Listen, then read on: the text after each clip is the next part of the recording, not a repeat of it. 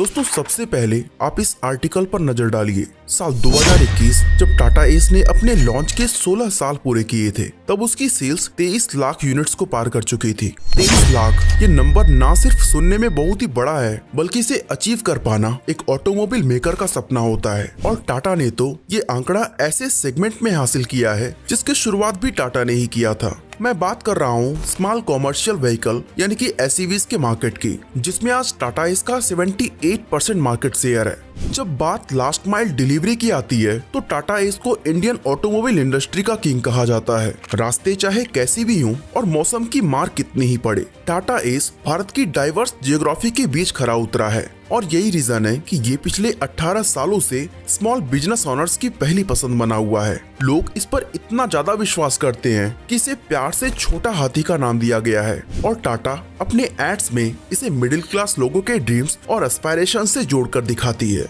लेकिन अब सवाल उठता है कि कॉमर्शियल ऑटोमोबाइल जायंट से भरे इंडियन मार्केट में टाटा एस ने ऐसा भी क्या किया कि इतने साल बाद भी इसको टक्कर देने वाला दूर दूर तक नजर नहीं आता। तो दोस्तों हमारी कहानी शुरू होती है साल 1998 में, जब भारत का कॉमर्शियल व्हीकल मार्केट मंदी की मार झेल रहा था। हालत ये थी कि 60% मार्केट शेयर रखने के बावजूद टाटा मोटर्स को उस साल करीब 700 करोड़ रुपए का लॉस झेलना पड़ा था। टाटा मोटर्स की टॉप मैनेजमेंट कुछ ऐसा करना चाहती थी जिससे वो न सिर्फ कंपनी को इस मंदी से निकाल सके, बल्कि आने वाले सालों में कंपनी को स्टेबिलिटी भी मिल सके। साल 2000 में टाटा मोटर्स के मैनेजिंग डायरेक्टर रवि कांत, जो उस समय इनके कॉमर्शियल व्हीकल बिजनेस को भी लीड कर रहे थे, वो 4 क्रॉस फंक्शनल टीम्स बनाते हैं। आसान शब्दों में कहूँ तो टाटा मोटर्स की रिसर्च टीम को 4 हिस्सों में बांट दिया जाता है, जिनमें से हर एक टीम को एक स्पेसिफिक सेगमेंट के बारे में रिसर्च करने का जिम्मा मिलता है। जैसे पहली टीम को इंटरमीडिएट कॉमर्शियल व्हीकल, दूसरी टीम को लाइट कॉमर्शियल व्हीकल, तीसरी टीम को मीडियम कॉमर्शियल व्हीकल और चौथी टीम को सब 4 टन मार्केट को रिसर्च करने का काम मिला। इस पूरी रिसर्च का मेन फोकस लोगों के बीच जाकर उनकी प्रॉब्लम्स को गहराई से समझना और कस्टमर की लगातार बदलती नीड्स को ध्यान में रखते हुए अपने फ्यूचर व्हीकल्स को डेवलप करना था।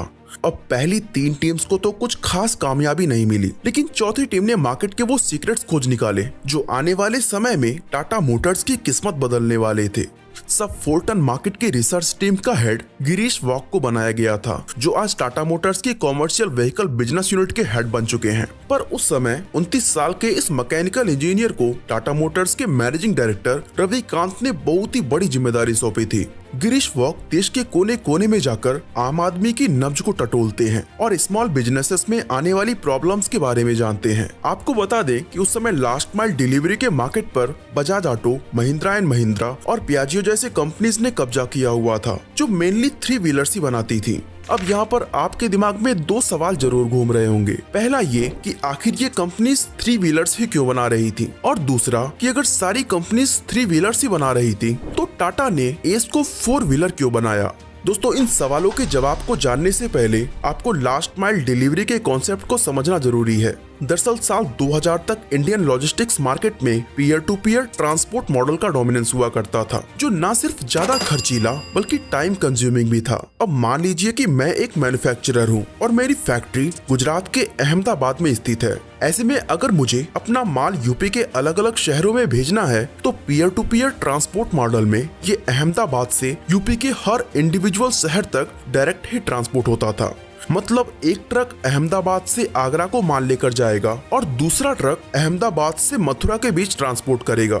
यहाँ प्रॉब्लम ये होती थी कि अहमदाबाद से आगरा गए ट्रक को या तो खाली ही रिटर्न आना पड़ता था या फिर कई दिनों तक कस्टमर के इंतजार में बैठना पड़ता था। इस प्रॉब्लम का सोल्यूशन निकालने के लिए इंडिया के अंदर हब एंड स्पोक मॉडल को लाया गया, जो बहुत ही ज्यादा कारगर साबित हुआ। इस मॉडल में कई शहरों के बीच एक हब बनाया जाता है जहां ट्रांसपोर्टर्स और कस्टमर्स हमेशा अवेलेबल रहते हैं। इसे सिंपल वर्ड्स में समझें तो अब मेरी अहमदाबाद वाली फैक्ट्री से मेरा सामान यूपी के हर शहर तक नहीं जाएगा, बल्कि उसे एक हब तक ही ट्रांसपोर्ट किया जाएगा। फॉर एग्जाम्पल मान लेते हैं कि हमारा ट्रांसपोर्ट हब आगरा में मौजूद है, तो अहमदाबाद से हमारा सामान आगरा के हब तक एक ट्रक में जाएगा और इसी सामान को आगरा से यूपी की अलग अलग सिटीज तक ले जाने का काम दूसरे ट्रक्स करेंगे।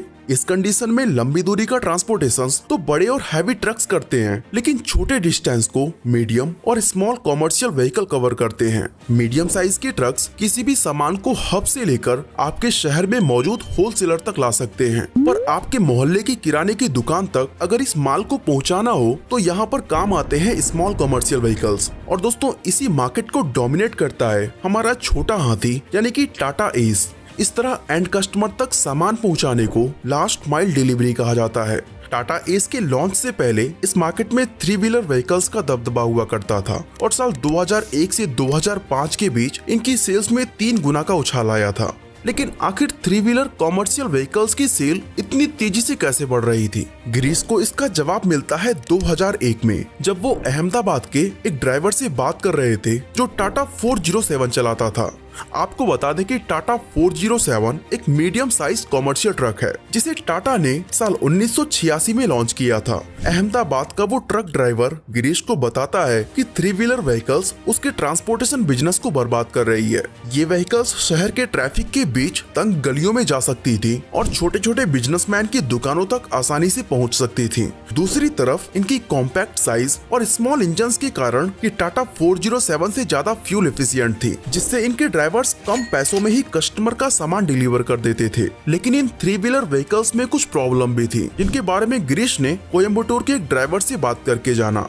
उस ड्राइवर के पास एक्चुअल में बजाज मिनीडॉर थी, पर वो एक 4 व्हीलर ट्रक की तलाश में था जो अफोर्डेबल होने के साथ साथ सिक्योर भी हो और ऑल वेदर कंडीशंस में स्टेबिलिटी प्रोवाइड कर सके। दोस्तों बारिश के समय अक्सर इंडियन रोड्स की हालत बेहद ही खराब हो जाती है और ऐसे में अक्सर 3 व्हीलर व्हीकल्स अपना बैलेंस खोकर हादसे का शिकार हो जाते हैं। ये प्रॉब्लम गांव देहात की कच्ची सड़कों पर और भी ज्यादा खुलकर सामने आ रही थी। स्टेबिलिटी इश्यूज के कारण 3 व्हीलर व्हीकल्स में सामान भी काफी कम रख सकते थे, जो अल्टीमेटली ट्रांसपोर्टर्स के प्रॉफिट मार्जिन को कम कर रहा था। लॉजिस्टिक्स और ट्रांसपोर्ट इंडस्ट्री में एक व्हीकल जितना ज्यादा सामान कैरी करती है वो उतनी ही प्रॉफिटेबल साबित होती है।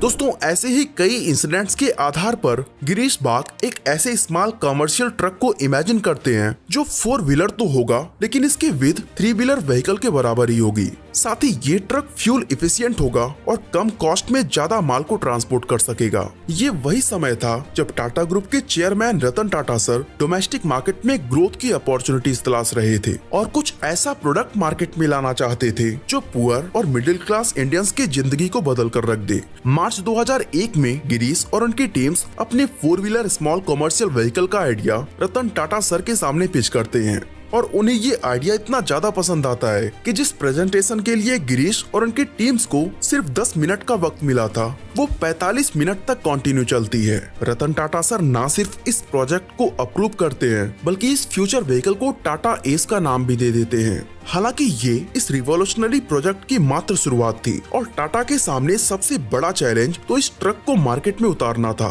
दोस्तों टाटा मोटर्स ने एस में लगने वाले इंजन के लिए कुछ पैरामीटर सेट किए थे, जैसे ये कॉस्ट एफिशिएंट हो, कम फ्यूल कंज्यूम करे और इससे पॉल्यूशन भी कम हो। पर यहाँ टाटा मोटर्स को एक बड़ी दिक्कत का सामना करना पड़ा।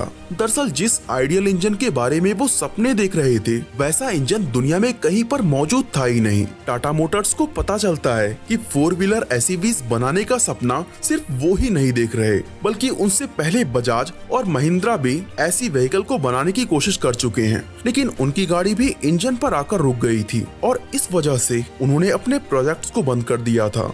पर वो कहते हैं ना कि आवश्यकता ही आविष्कार की जननी होती है। टाटा मोटर्स अपने लक्ष्य से पीछे नहीं हटती और टाटा एस की इंजन बनाने में लग जाती है। दोस्तों आपको बता दें कि उस समय मार्केट में 2 टाइप्स के इंजन आया करते थे, पहला सिंगल सिलेंडर इंजन और दूसरा 4 सिलेंडर इंजन। पर अपनी प्रॉब्लम को सॉल्व करने के लिए टाटा मोटर्स एक 2 सिलेंडर इंजन डेवलप करने में लग जाती है। करीब 1 साल की मेहनत के बाद इस इंजन का प्रोटोटाइप बनकर तैयार होता है। पर यहाँ पर दिक्कत ये थी कि हमारा 2 सिलेंडर इंजन का परफॉर्मेंस 4 सिलेंडर इंजन के कंपैरिजन में बहुत ही ज्यादा खराब था। टाटा के इंजीनियर्स इसे रिफाइन करना जारी रखते हैं और अल्टीमेटली उनकी मेहनत रंग ला देती है।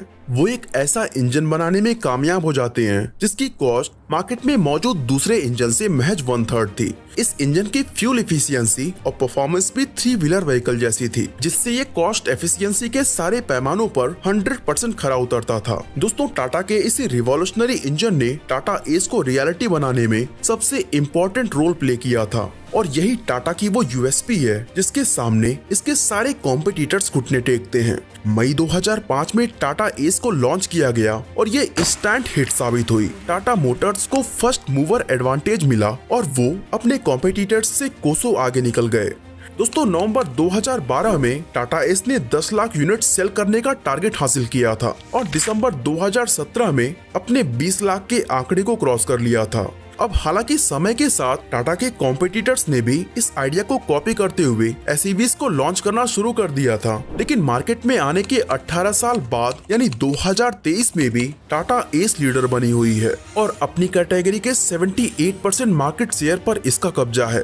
पुअर और मिडिल क्लास इंडियंस के बीच टाटा एस काफी ज्यादा पॉपुलर हुई क्योंकि इसका आगे का हिस्सा एक कार वाला लुक देता है, जिससे ये सोसाइटी में एक स्टेटस का सिंबल भी बन जाती है। 3 व्हीलर पिकअप जो किसी रिक्शा की तरह लगती थी, उसके कंपैरिजन में इसका लुक बहुत ही ज्यादा अच्छा और प्रीमियम नजर आता था। आपको बता दें कि इस पूरे प्रोजेक्ट के डेवलपमेंट में 200 करोड़ रुपए खर्च किए गए थे, जिसमें पुणे के अंदर मौजूद 30,000 यूनिट्स की कैपेसिटी वाला एक मैन्युफैक्चरिंग प्लांट भी शामिल था। और दोस्तों इस बात में कोई शक नहीं है कि टाटा मोटर्स के लिए ये व्हीकल इससे कहीं ज्यादा पैसे कमा कर दे चुका है। 18 सालों के सफर में टाटा ने इसे लगातार मॉडिफाई किया है और अब तक में टाटा एस के 9 वर्जन आ चुके हैं। साथ ही मई 2022 में टाटा ने इसका ईवी वर्जन भी लॉन्च कर दिया था, जो सिंगल चार्ज पर 154 किलोमीटर चलने की कैपेसिटी रखता है। इसकी पेलोड कैपेसिटी 600 किलो की है और ये 105 मिनट में 80% तक चार्ज हो जाता है। बाकी दोस्तों टाटा के इस व्हीकल के साथ क्या आपकी कोई स्पेशल मेमोरी जुड़ी है या नहीं, हमें कमेंट करके जरूर बताएं।